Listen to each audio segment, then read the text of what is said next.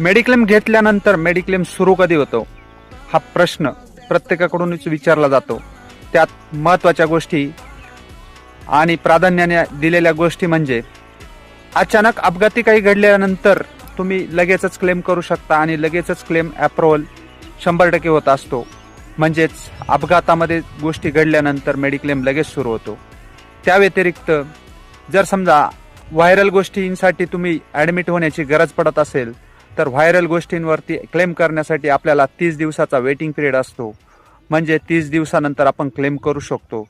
त्या व्यतिरिक्त जर काही जुने आजार असेल जसा गुडघ्याचा आजार, मणक्याचा आजार, डोळ्याचा आजार, कानाचा आजार किंवा अजून कुठला आजार असेल आणि ह्या आजारावरती आपण खूप दिवसापासून अंगावरती काढत आहे आणि अंगावर काढल्याच्या नंतर आपण मेडिक्लेम काढल्याच्या नंतर साधारण आपल्याला 24 महिन्याचा वेटिंग पिरियड असतो. 24 महिने कंप्लीट झाल्याच्या नंतर आपण नवीनच 3ऱ्या वर्षामध्ये पदार्पण केल्याच्या नंतर आपल्याला या जुन्या आजारावरती पण कव्हर केलं जातं आणि जुन्या आजारावरती पण ट्रीटमेंट दिली जाते. म्हणजे जुन्या आजारासाठी 24 महिन्याचा वेटिंग पिरियड असतो. ह्या वेटिंग पिरियड हा प्रत्येक कंपनीसाठी IRDAने लागू केलेला आहे.